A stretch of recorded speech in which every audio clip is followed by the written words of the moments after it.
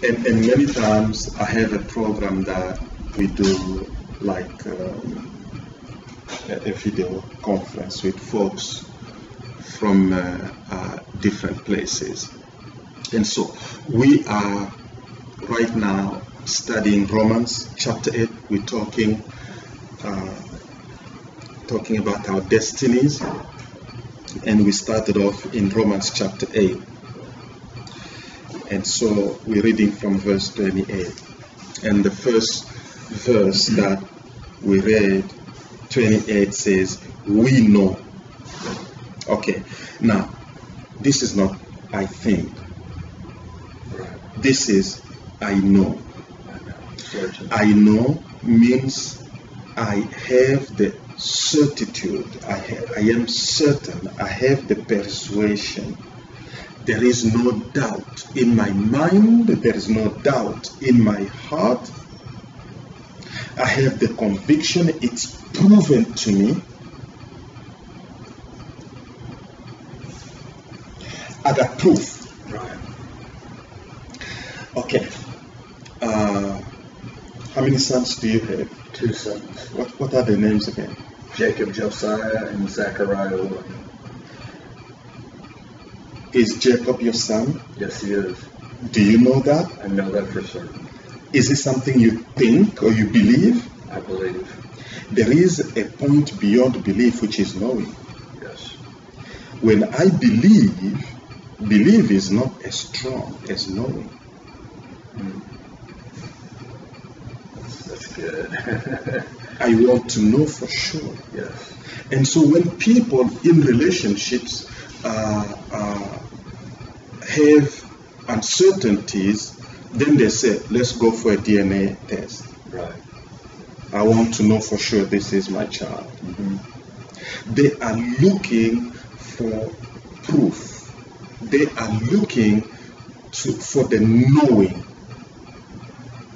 And when the DNA test comes back, sometimes I used to watch that program on TV where people fight over whether this is my child or not. And so when the DNA test comes back, all arguments are over. Yes. So when you say that, I know. Okay, have you gotten to that point where, Father, help us to know? Help us to have the certainty, unshakable conviction that whatever we are going through right now, that you are working in it and making it work for our good. Yes. And will you, Father, give us to love you? We open our hearts to receive your love. Because you loved us first. We don't even have within ourselves, by ourselves, the love to love you with. And so we ask you, Lord Father, by your Spirit, even as the scriptures say, that the Spirit of God pours the God's love in our hearts. And so we receive your love, oh God, and we love you back as our Father. We appreciate what you're doing in our lives right now. And so we submit to these workings of all things in our lives right now. We give you permission to do the working fully. We surrender, and so we will not resist no more, so you can finish quickly, oh God. Do it, Lord. Finish the work until the good that you purposed for us is manifested, that it may be manifested in us and through us, that we may become a blessing to the world.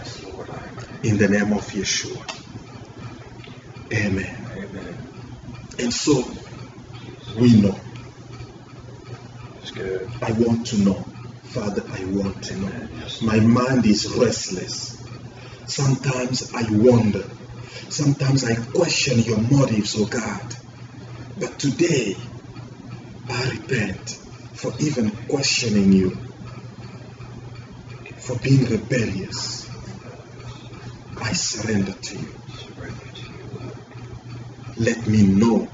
Hallelujah. This is not just an intellectual knowledge. This is a knowing in the heart. Hallelujah. You see how deep this is? Yes. This is the starting point. I mean, we just got one verse in there, right? I know. Half a verse. Yeah. That's I good. know. Lord, I want to know. That's a prayer. You can pray this for 6 months. Amen. You can pray this every year for the rest of your life. Yeah. All things. And so when you begin to see that, you begin not to question or complain, because many times even people will do things to us, and then we are caught in reacting to that, Yeah. and we forget to go back and say, Father, why is all these things happening to me? Rather than, why is everybody doing this to me? Nobody loves me. Why is everybody hating on me? Yeah. Well, I'll tell you something that I'm not ready to teach right now. But what is within us, in most of the cases, attracts what happens to us. That's deep. I believe it. Can we talk about that someday? Right. Okay, let me put it another way. Okay? Do you like flies around you? No. Now, if flies are hanging around you, what's that tell you? You probably stepped on something. Yeah, right. So you better either check your clothes or check your shoes or something. Something stinks. Now you can spray these flies, they'll die, but guess what? Come back. More will. Yeah. So why don't I examine myself? And because God wants to catch your attention, He wants to catch your attention. See, God could have prevented us from making some of the mistakes we made that led us into some of the troubles we found ourselves in. But because we were so stubborn, He had to let us go through it. And in the midst of that, now we prepare to listen. So sometimes, even when we have children or relatives, sometimes we may see them going through some stuff, and I'm like, Father, I only pray that you preserve their lives. Because you won't listen. You see what happened? Oh, yeah. Do you know how many opportunities there were that even your life could have been taken? Okay, now, whenever I record, I edit. Okay. So that we are free to talk. Yes. And anything that is very personal Okay. Right. becomes edited Yeah. out. And then you watch the video, I watch the video, and we make a decision whether would you like us to publish this so others can follow the same teaching. Yes. So I had to Yeah, I put- understand. And even this part I will remove. Right. Because I do video editing. Right. Okay. Yeah, that makes sense. I'm a graphics artist. Yeah, that's awesome. That's awesome. God You know, I like what you were saying God about. gave me a lot of gifts. He did. He has me too, and that's what I get. Yes. I get a little frustrated because I want to use those for him, Yes. but I have to realize, that I just He had to prepare you. Right. I'm still going through that Yes. process. Yes. And I like what you said about the children, because here lately when I've been with my wife and our boys, and I look at the circumstances and the situations where they act out or they misbehave or they don't do something or become impatient, Yes. and I can see myself and how I must look to our Heavenly Father and how I act He and looked at you. and rebel and throw a fit. All things work Yes. together to teach you, to bring you around for your good. We're going to see what the good is all about. It's good. And so while you were in the lifestyle that you were in, how many opportunities were there for you to even be shot, killed? So honestly speaking, he had his hand on you. He did. How many people did make it out of it? A lot. How many people are probably in jail for life, are probably awaiting execution, or all the past lives, that things that we did could have led one thing to another. God preserved us because his intentions were for us to find him, but because our human nature of stubbornness, many times we will not pay attention until we get to that place where between the rock and the hard place. Yeah. That's where I've been. He will work this out. He is working this out. And there is no rush. There is no rush. He will use you. He will use me. But his time, Lord, finish the work you're doing. The quicker I surrender, the quicker this is going to be done. Remember Moses. He thought he was ready to liberate the people, children of Israel. So he thought he would start killing the Egyptians one by one with his fists. Right. The guy, he was like a wrestler or something. He was strong. I mean, could you really kill Egyptians one by one to liberate your people? You have to be a tough guy. I don't know how strong you have to be, but they'll come on you. Yeah. So God said, Moses, you are the one, but you're not ready. See, you may be gifted, but you can, ministries that are built on gifts turn into witchcraft. That's deep. And I'll teach that next time. Okay. If your ministry is only built on gifts, you will end up practicing witchcraft. I believe that too. And so, God is working. Remember, he owns it. Yes. You see? Let's continue reading. For those who love him. And who are what? Whom he has called according to his purpose. Listen to me. Listen to that. Who called you? He did. According to whose purpose? His purpose. Your quick, pretty ideas? No. We have smart ideas, don't we? Sure. Yeah. Here is the purpose. It may not look anything like your ideas. Probably of yourself and your own. Yeah. You see that? Yes. There are people that God has called into a ministry where they are completely invisible. Right. There is a lady who passed away, an old lady died in a church. That church, there were healings. Every time when the pastor was preaching, there were miracles and healings and stuff like that. And then one day they had a funeral in the church and an old lady died. Shortly after that, there were no more miracles. So the pastor went and said, God, I repent. Have I done something? You've taken away the gift? He really prayed, and God said, no, those miracles had nothing to do with you. I had planted that lady you just did her funeral in your church. She was your main intercessor. Wow. And you never thought of raising intercessor. You never even recognized. You thought it was you. Right. I wondered if he was going to be behind the scenes. That woman never received recognition. Right. Nobody knew. That's fine. His purpose. His purpose. Whatever way you want it, Lord, I surrender to it.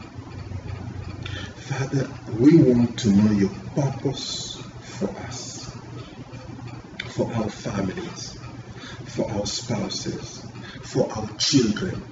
Reveal it to us. What is your purpose for this city? How do we fit in it? How do we fit in these times, in this city, in this generation, in the people you have surrounded us with? What is your purpose for me? We want to know. Do you understand that? Yes. Let's read verse 29. Those whom God had already chosen, he also set apart to become like his Son, so that the Son would be the first among many believers. Let's stop right there. My version says, for whom he foreknew, he also predestined to be conformed to the image of his Son, that his Son, obviously, might be the firstborn among many brethren. Right. Okay, those that he knew in advance. Before. When did he know you in advance? Before the foundation of the world. That's right. Yeah. Ephesians chapter 1 and verse 3 says that. Yeah, that's right. Psalm 139 says that. Psalm 40 says that. Jeremiah 1:5 says that. We're going to read all those scriptures. Okay. He knew you before he formed you in your mother's womb. Amen. You were, let's go to Ephesians, don't lose that place. Go to Ephesians chapter 1 and verse 3. Let's put your pen in there. Ephesians chapter 1 verse 3. See, because a lot of people think they happen to be born in the circumstances in which they were born by accident. No. Listen, even if your mother was raped in some alleys, even if your mother was some drug addict, prostitute that was raped by some snoring, dirty, stupid guy, crazy guy, and you were born into this earth. Listen, the first birth, we are not born equal. Remember, I just told you, some are born like Prince Charles, with everything laid down for them. Right. Some are born in very difficult circumstances in poor countries. Yeah. Some are born as a result of rape and abuse and stuff like that. Listen, the Bible says that he foreknew you. That's not what matters. The second birth brings us all on equal footing. Amen. So right now, me and Prince Charles of England, unless he is a believer, I'm higher than him.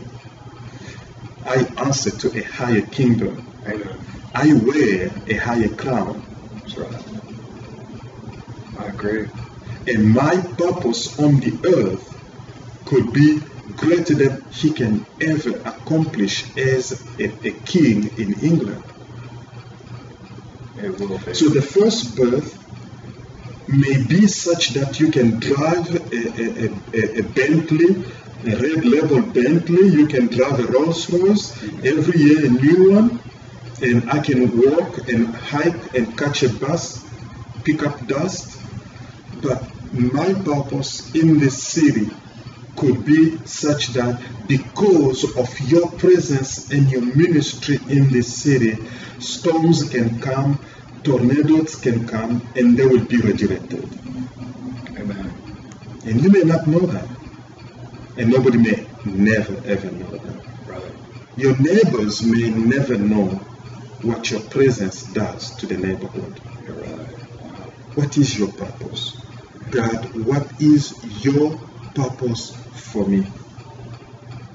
Let's read Ephesians 1 verse 3. Let us give thanks to the God and Father of our Lord Jesus Christ, for in our union with Christ he has blessed us by giving us every spiritual blessing in the heavenly world. Verse 4, even before the world was made, God had already chosen us to be his through our union with Christ, so that we would be holy and without fault before him. Hallelujah. Amen. When you read and we record and you read a little slower, Yeah. so whoever will listen to you, Okay. you know, I think your kids will have a kick out of this when Yeah. they watch you on, Sure. on the internet. Yeah, they're like, So don't tell them anything. no. Just play it and your wife will be like, Yeah. just like, Right. is that you? Is that you? All right. When? Before time began. Before the world was made. Before time began, into eternity, he had already had you in Christ. And he did what? He chose you. Thank you, God. Oh my God. I mean, he's had you on his mind. Wow. You know, it's like before you met your wife and you used to see her, before you approached her, and for a year or 2 or 3, and you were already loving her, and you never said anything to her. Mm-hmm. And she's like, you mean you had loved me for that long and I never knew? Wow. You know how touching that is? It is. Wow. It's good.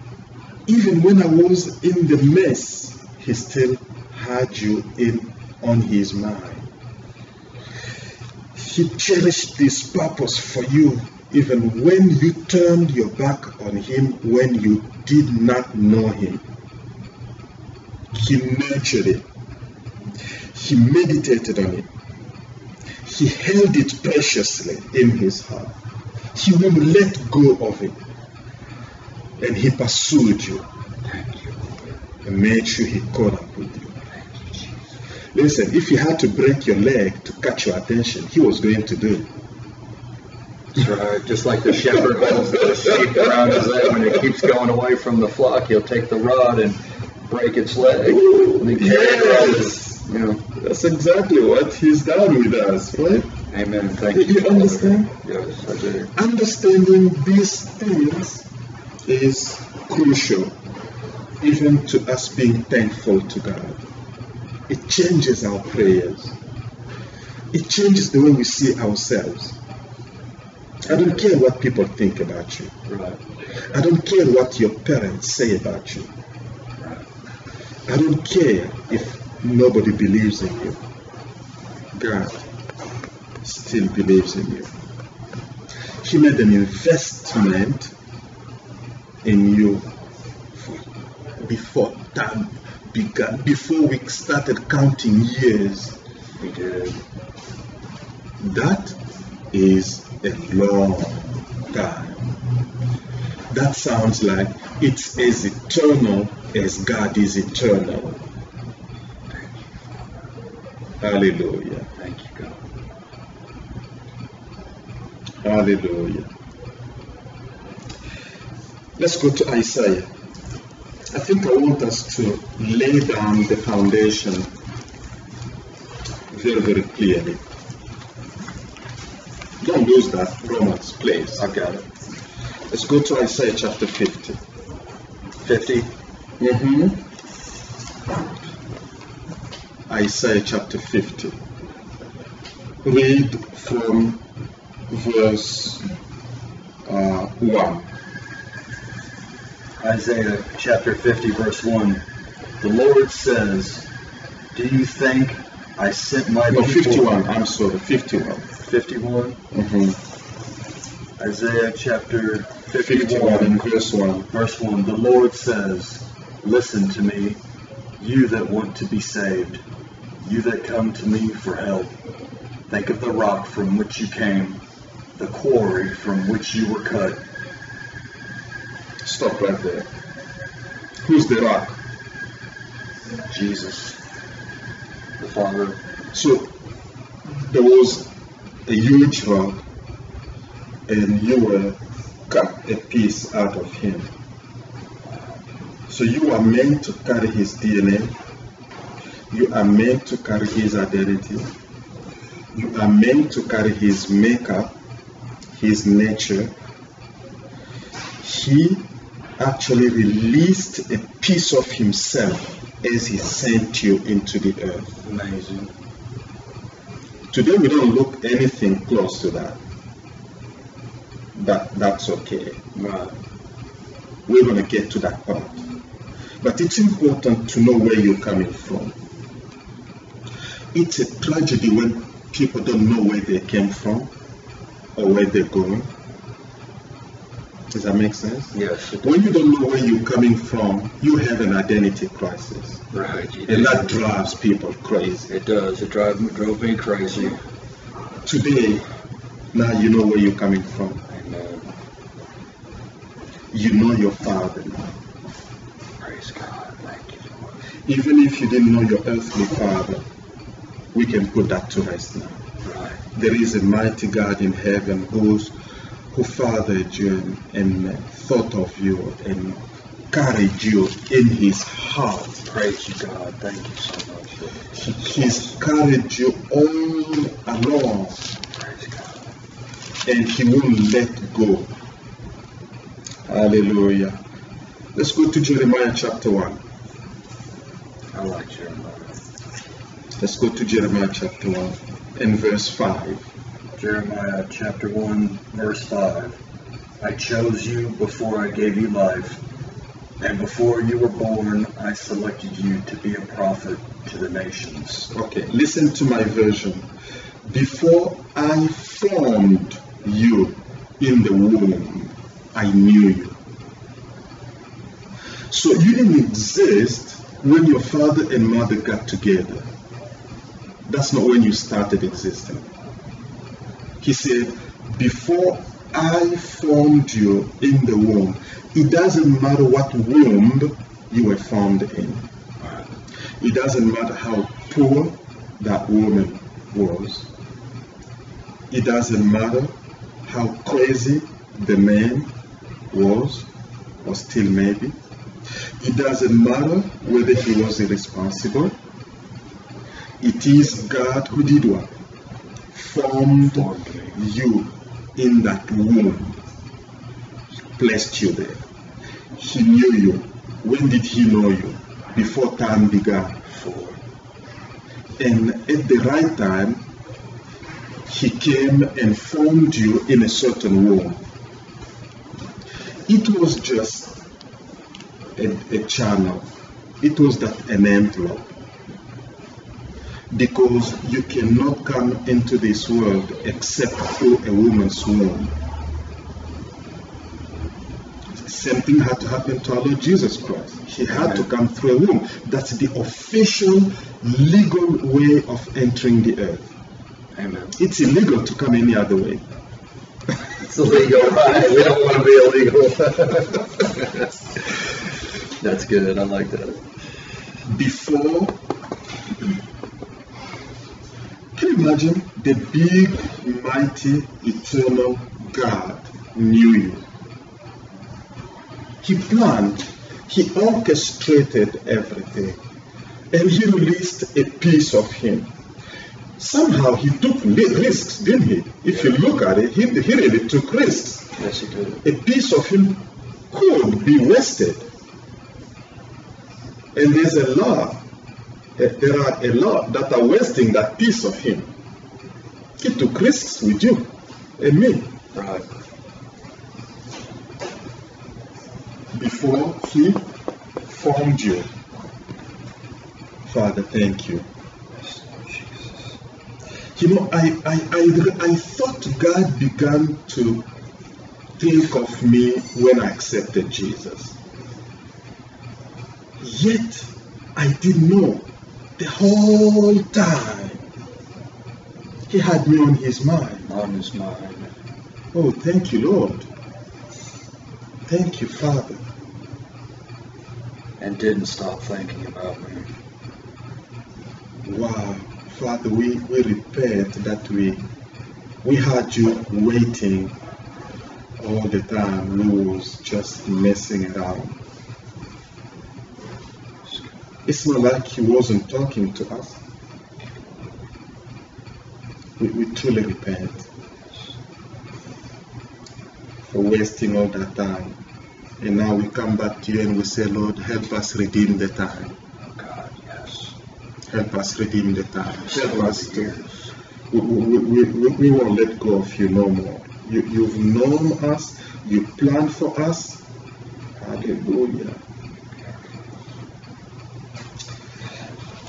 Let's go to Psalm. Hallelujah. 139. This is very important. This is crucial. This is the foundation. Unless you deal with this, you will not appreciate anything else. Because it gives you a solid rock to stand on, knowing who you are. Amen. You're not an ordinary accident on the earth. And I'm not, and your children are not. Right. The crazy guy on the streets of St. Louis is not. Right. It's our duty to go tell them. Bring them back to who they are, to the Father. Amen. Hallelujah. Hallelujah. Psalm 139 and verse 13. Let's start from verse 13. You created every part of me. Can you hear that? Every Your part. ears, your hair. How tall are you? He made it. Amen. Thank How you. short you are? He made it. That's right. Some people don't like themselves. Right. Let's read that again. You created every part of me. Let's go on. You put me together in my mother's womb. Now that is powerful. I like that version. You put me together. I've heard some other versions say he knitted me together. Exactly. Stitched me, stitched. He by took stitch. his time. Took his time. He not an accident. Right. He did it carefully. Amen. Let's keep reading. I praise you because you are to be feared. All you do is strange and wonderful. I know it with all my heart. Stop right there. Hallelujah. All you do is, Strange and wonderful. including me. Wonderful. Wonderful. She never made a mistake with me. No, he didn't. Let's read that part again. I praise you. I praise you because you are to be feared. All you do is strange and wonderful. Oh. And I know it. And I know it with all my heart. You see, I talked about the knowing and knowing. Right. This is not the intellectual knowing. This is the knowing with the heart. It's a different kind of knowing. It's an intimate knowing. It's a knowing that comes from experience. Right. See, somebody can tell me something about you, and I'll be like, no. Mm-hmm. I met Josiah. Right. I know him. I know him. I've spent time with him. That's good. I like that. But the knowing with the heart has a lot more to it. Yeah. There's no accident that this verse says that at the end of it. I know it with all my heart. See, remember what I was telling you before? Thank you for knowing. Give us the knowing. Give us, this is the knowing that comes through revelation. Amen. Praise God. Thank you. Hallelujah. Lord. Thank you, Father. I will talk to you about the connection between your heart and your spirit. It's a knowing that comes by revelation. It's not a knowing that comes from reading a book. And so I pray, Father, will you give us a deeper revelation of this, that we will not have the knowing that comes from reading a book, but that our hearts will love this revelation. Hallelujah. Let's read verse 15. When my bones were being formed, carefully put together in my mother's womb, when I was growing there in secret, you knew that I was there. You saw me before I was born. The days allotted to me had all been recorded in your book. Hallelujah. Before any of them ever began. Wait, stop right there. Every one of your days on this earth were recorded in this book, including this day. It's not an accident. Remember I said that? That's right. He's got the details written out. Remember what we said? All things led to here. They did. They did.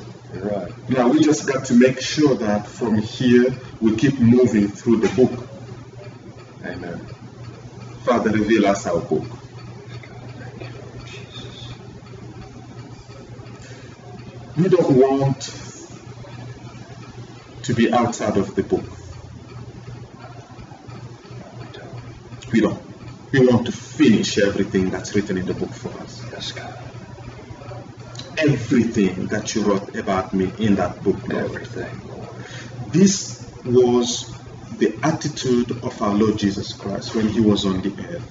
In John chapter 4 and verse 34, I believe 38, he said, my food is to do the work of him who sent me, Yes, and God. to finish. Praise you, God. Father, we don't just want to do it half, we want to finish. Yes, Lord. And our Lord Jesus Christ kept pace. He wasted no time. Yes, Lord. He avoided everything that would have drawn him away from that. Even when his disciples put pressure on him to do certain things, he would tell them, you don't understand. This is my life. It's my food. Food is what keeps us alive. And so everything that I'm doing, I got to finish. And in 3.5 years, he was done, and the impact is immeasurable. Thank you, God. And today, people live 85 years, 90 years of age, and they had no impact. And I don't want that kind of life. Oh, God. On a daily basis, every minute, every second, in my home, in my house, in my neighborhood, in every breath I take, Father, I want to only do your will Yes, God. on earth as it is in heaven. Yes, Lord. And so, Father, teach me, give me this knowledge into my heart. Hallelujah. Thank you, Father.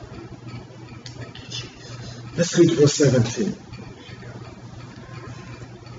Oh, God, how difficult I find your thoughts.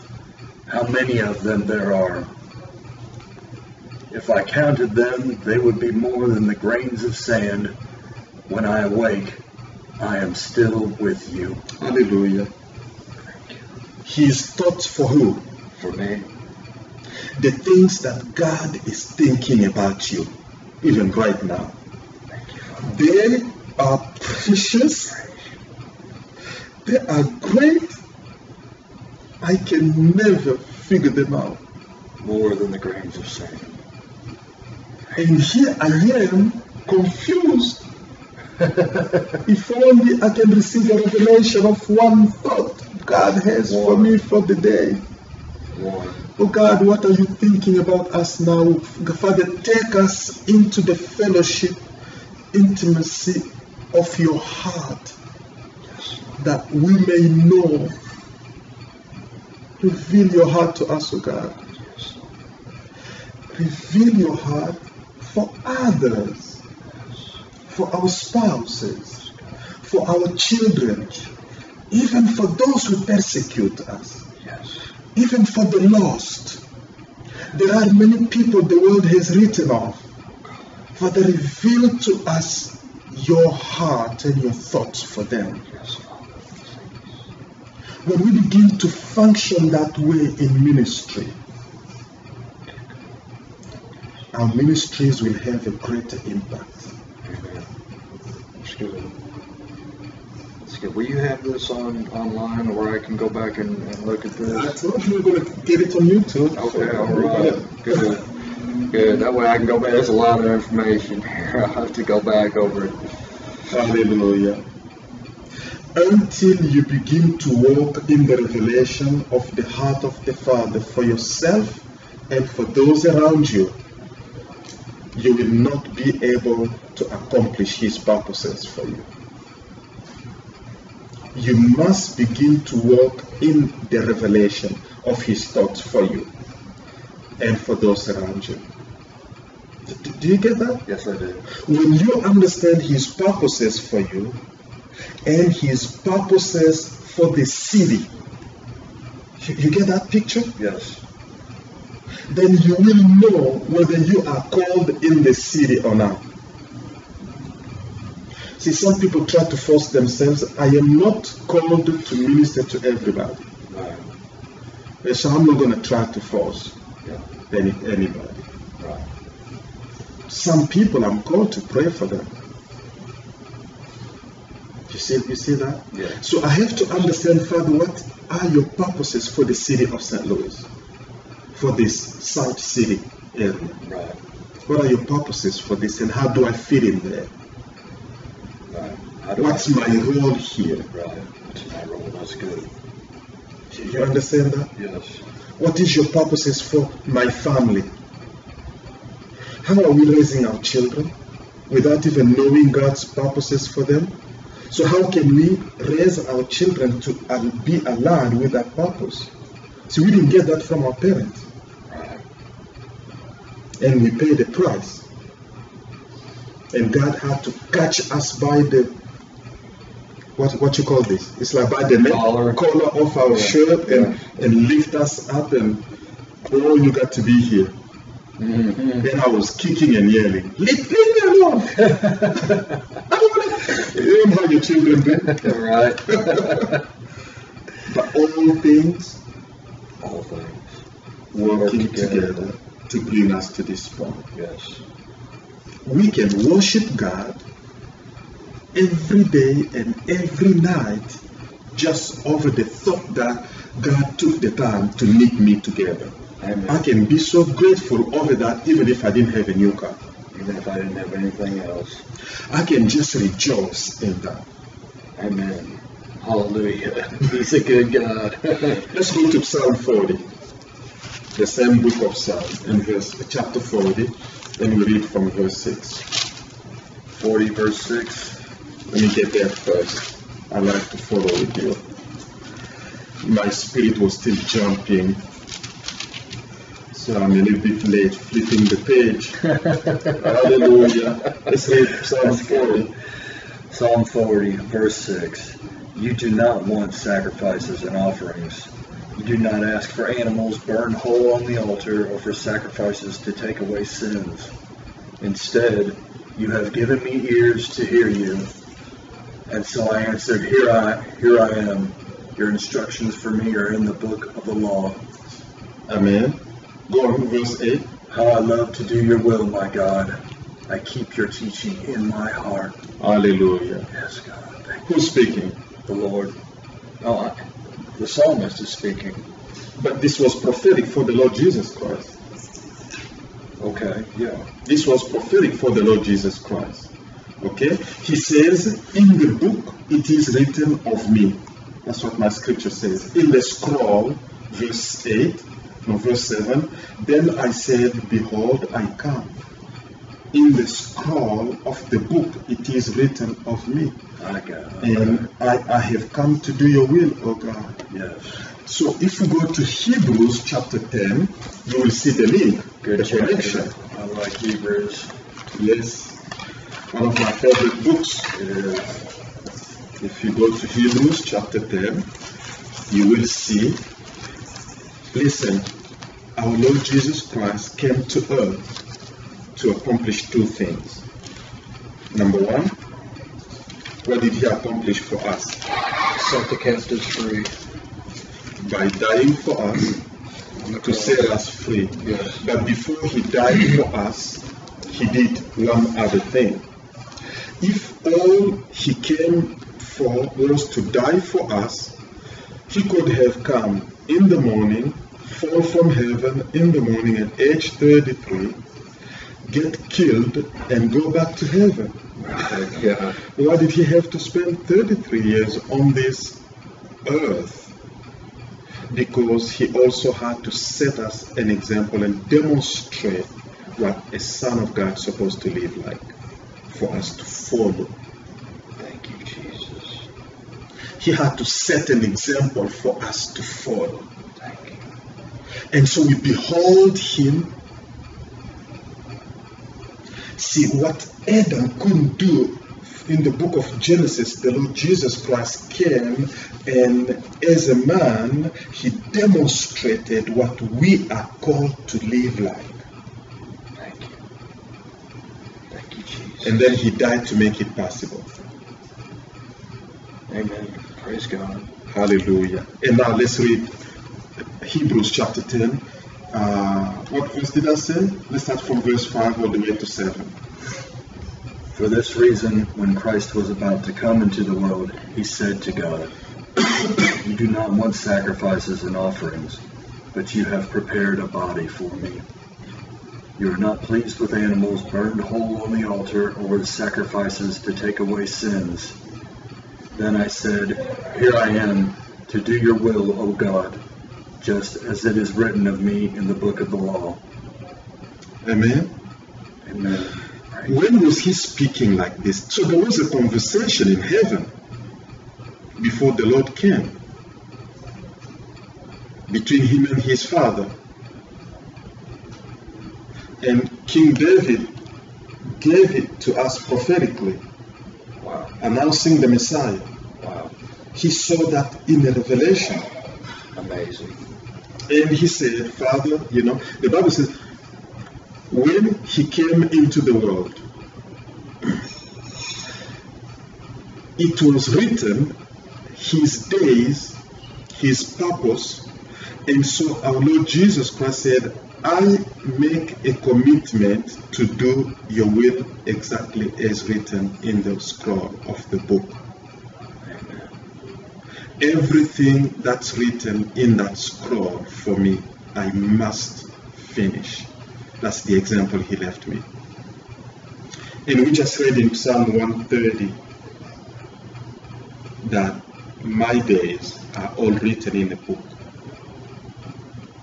And my attitude should be, I need to know what's written in there. I don't want to be one day behind. Right. Many of us are now having to catch up with years behind. Right. It's like, Lord, let's redeem the time. Let's redeem the time. Amen. And so I don't have much time to waste now. No. My focus is. And so when people come with some kind of stories, I don't have time for them. Right.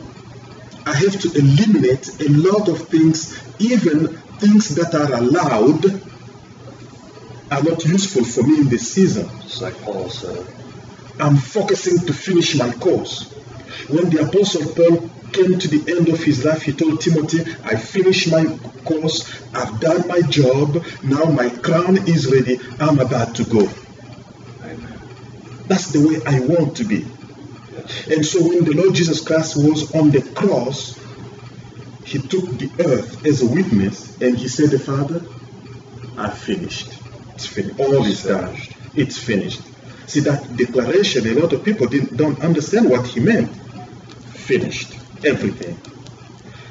Here's my report. Now I'm coming home. Amen. That's good. I did it all. Will you be able to tell the Lord on your deathbed, I did it? Before you die, 2 years before you die, Father,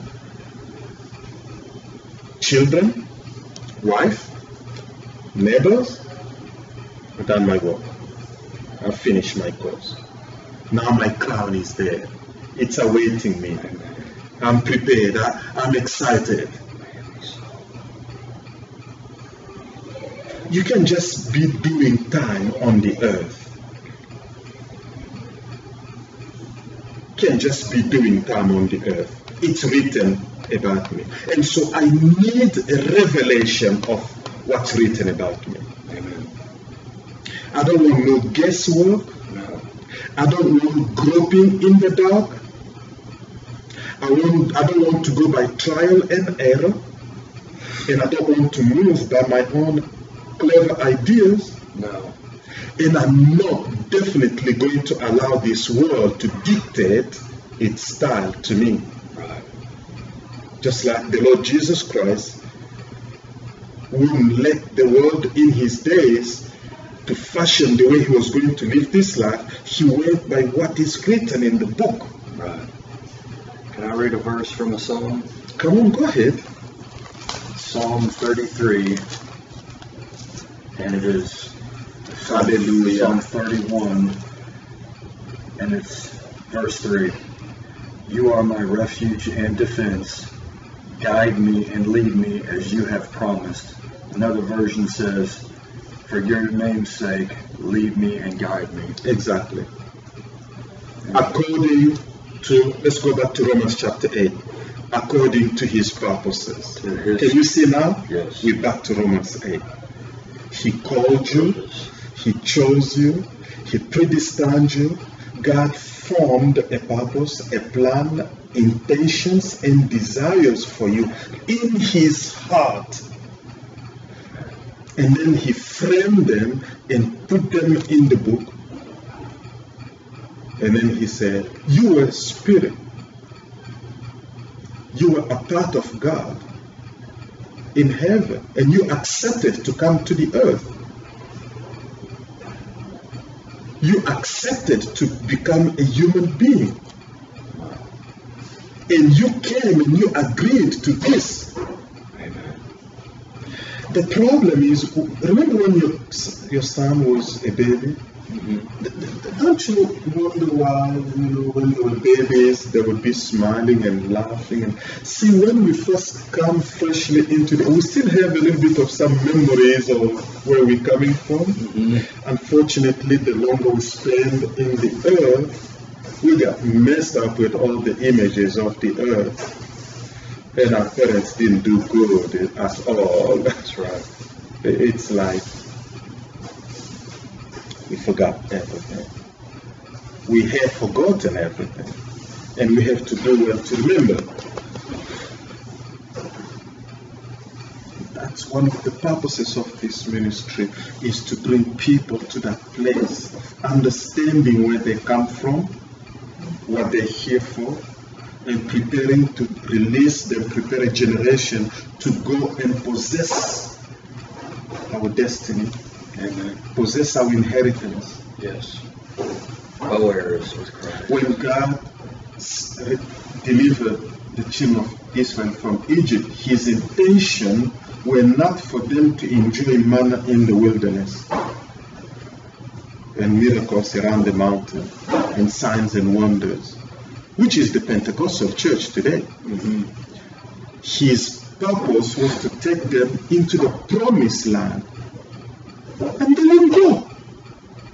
So they had to wander around in the wilderness. They enjoyed the meat, they enjoyed the victories, they enjoyed the miracles, they enjoyed God, but they were in the wilderness.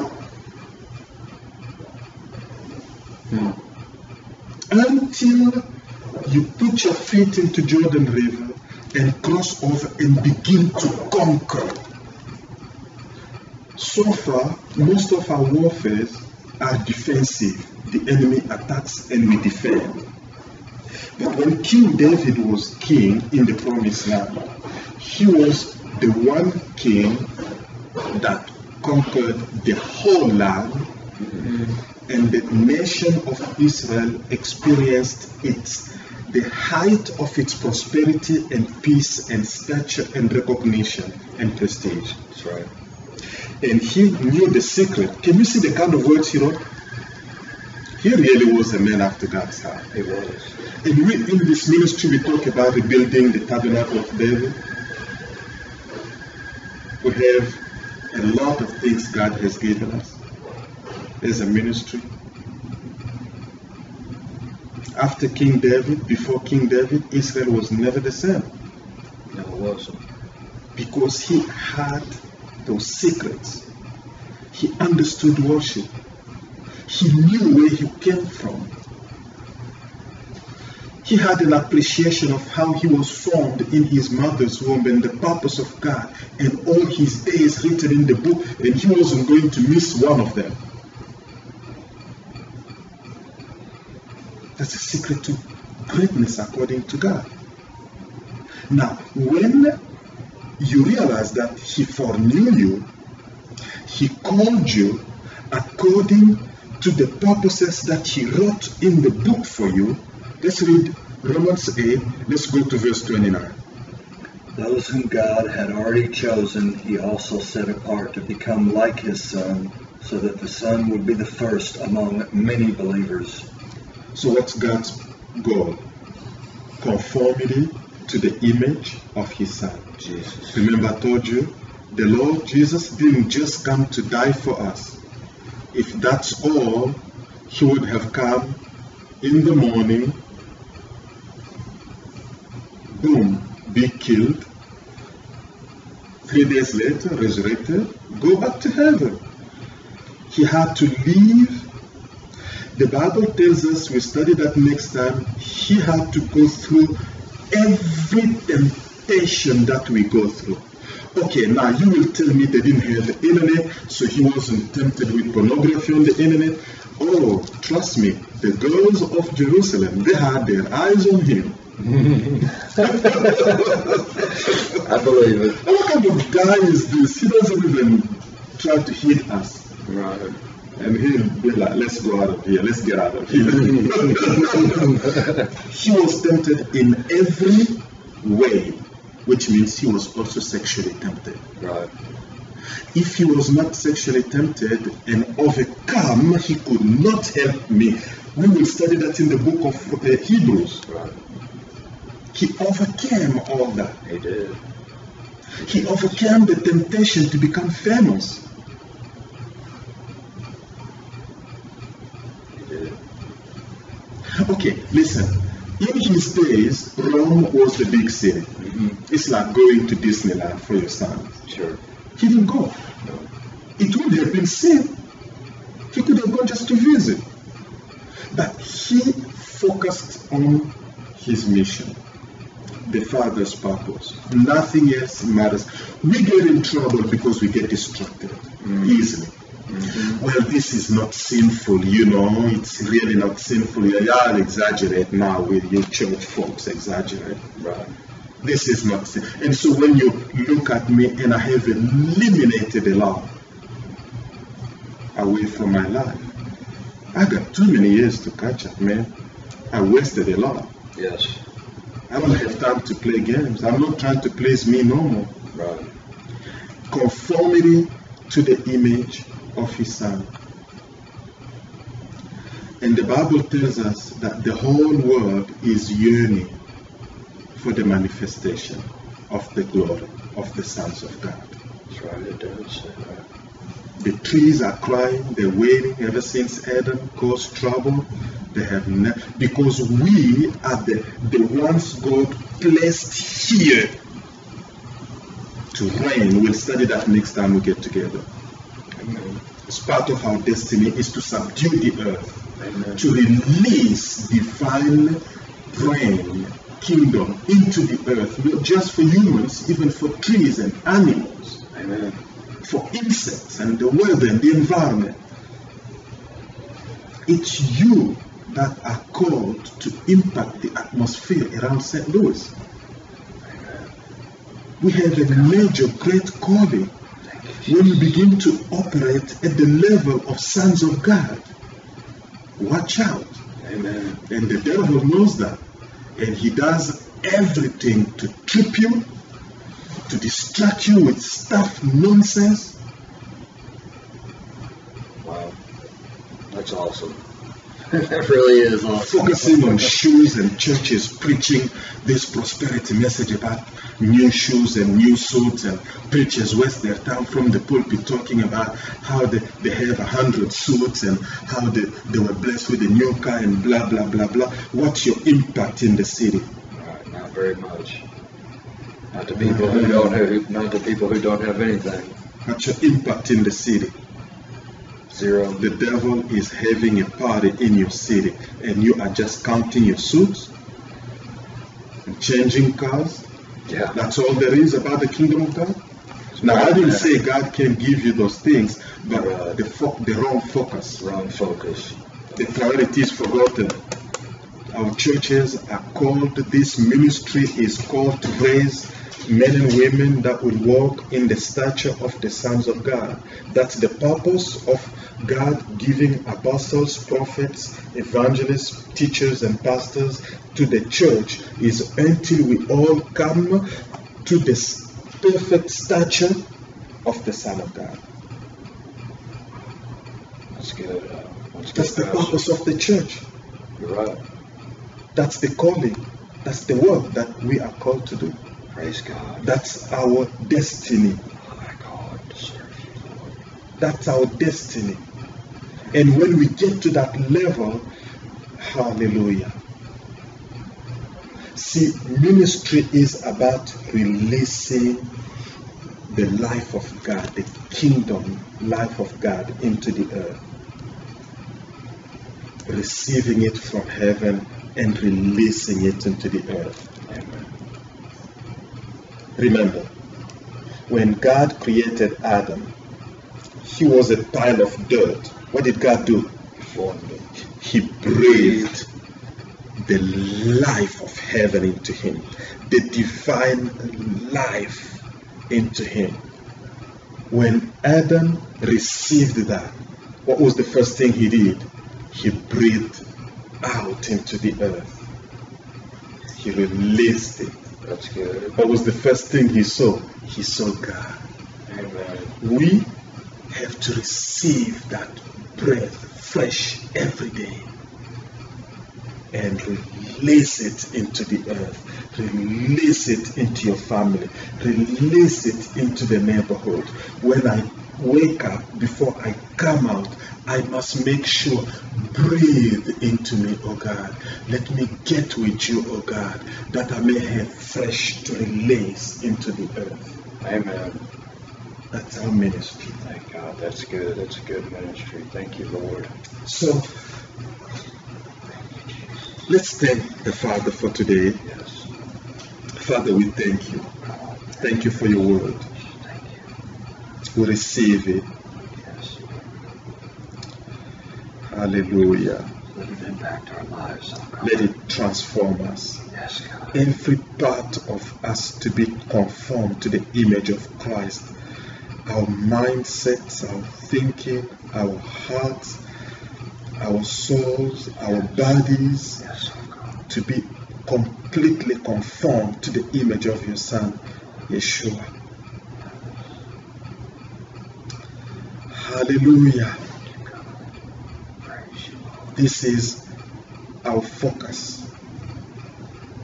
And so we give you permission, Lord, to do everything and work everything according to your purpose. Yes, Lord. Draw us away from everything that's not for our destiny, as it is written in your book, and draw us to those things that are for our destiny. Draw us to the people. Draw us away from the people, oh God. Draw us away from the people that are not according to our destinies, and draw us to the people, oh God. Give us teachers and bring people around us, oh God. Hallelujah. Bring teachers, oh God. And hallelujah. Father, bring resources, oh God, that are according to your purposes for us, as it is written in our book of destinies. I pray, oh God, for all those that shall watch this video on the internet, oh God, that you begin to draw them and begin to open the eyes of the inner man and begin to give them the revelation knowledge of your love and your intentions and your purpose and your desires for them, that you can draw them back to yourself, that they may begin to realize that you formed them in their mother's womb and you have a purpose for them. Yes, Lord. And they are not orphans, oh God. We are not fatherless. And we thank you in the name of Jesus. Thank you, Jesus. Amen. Amen. Hallelujah. Praise you, God.